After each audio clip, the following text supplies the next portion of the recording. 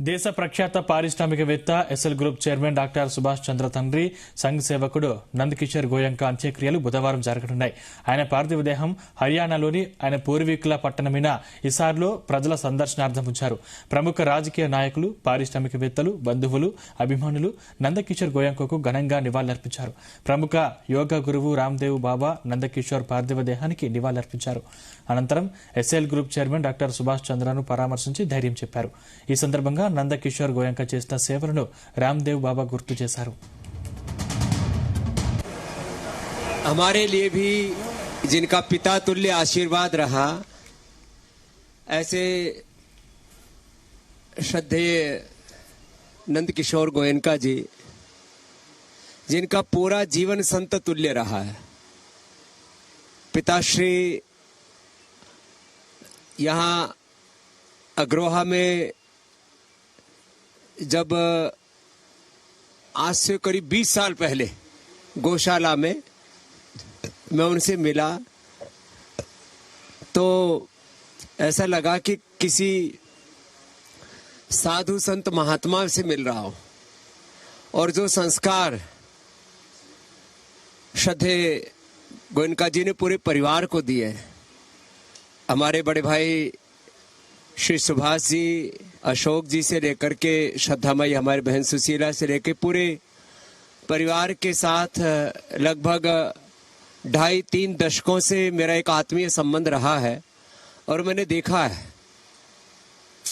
बात चाहे आजा अशोक, बात चाहे गौ सेवा की हो, बात चाहे राष्ट्र सेवा की हो, माने आज पूरे देश में राष्ट्रवाद की बात होती है.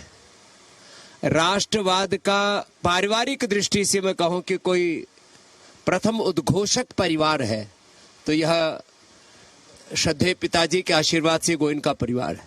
इस विचार का, इस संस्कार का, इस संस्कृति का पोषक, उद्घोषक यह परिवार है, जिन्होंने सारे परिवार को इन संस्कारों से अभिषिंचित किया. उन्होंने महाप्रयाण किया है.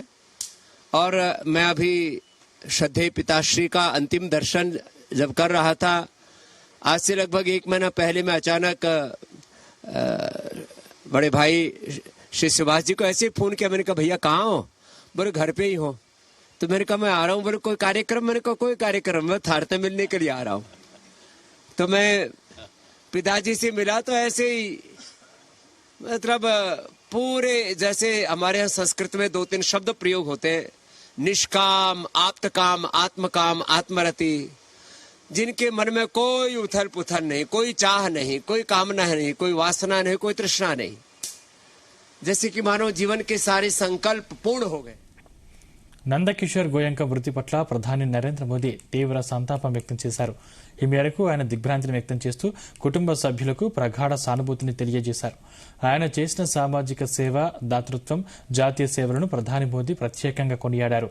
ఆయన ఆత్మకు శాంతి చేకూరాలని, కుటుంబ సభ్యులకు ఈ బాధను భరించే శక్తిని ఇవ్వాలని భగవంతుడిని ప్రార్థించారు. ఆయన వృత్తిపరమైన సాంప్రదాయాలను సుసంపన్నం చేయడమే కాకుండా సమాజం పట్ల తన బాధ్యతలను అత్యంత అంకితభావంతో నెరవేర్చారన్నారు. రాష్ట్రీయ స్వయం సేవక సంఘ్ యొక్క సేవ, సంఘటన దేశమే ప్రథమమనే స్ఫూర్తితో ఆయన జీవితం నిరాడంబరంగా ప్రజా సంక్షేమం పట్ల నిబద్ధతకు ఒక ఉదాహరణగా నిలిచిందని పేర్కొన్నారు. ఆయనను పలు సందర్భాల్లో కలుసుకునే భాగ్యం తనకు కలిగిందని, ఆయన ఆత్మీయ అనురాగ స్వభావం తన జ్ఞాపకాలలో ఎప్పటికీ నిలిచి ఉంటుందన్నారు. ఆయన మరణం సమాజానికి పూడ్చలేని నష్టమన్నారు. నందకిషోర్ గోయంకా ఇక మనతో లేనప్పటికీ ఆయన సుసంపన్నమైన, సంతృప్తికరమైన జీవితం భవిష్యత్తు తరాలకు మార్గదర్శకంగా నిలుస్తోందని చెప్పారు. ఆయన అనురాగం, జ్ఞాపకాలు, బోధనలు మీ కుటుంబంతో ఎప్పటికీ నిలిచి ఉంటాయని తెలిపారు ప్రధాని మోదీ.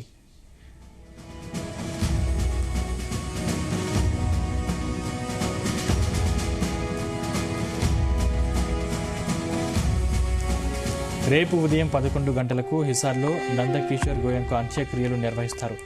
ఆగ్రోహాధాంలోని గోయంకా ఉద్యానంలో ఉన్నటువంటి పంచతత్వలో ఆయన భౌతిక కాయాన్ని ఖననం చేస్తారు.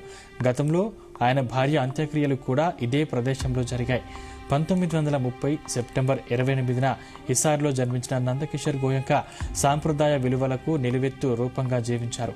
రాష్ట్రీయ స్వయం సేవక్ సంఘ్లో నిబద్ధత కలిగిన వాలంటీర్గా చేరి జాతీయ ప్రయోజనాల కోసం, సాంస్కృతిక విలువల పరిరక్షణ కోసం ఎన్నో కీలక బాధ్యతలు నిర్వర్తించారు.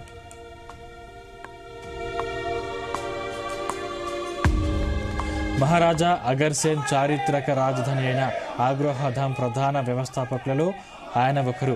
ఆయన దూరదృష్టి వల్లే ఈ ప్రదేశానికి అంతర్జాతీయ గుర్తింపు లభించింది.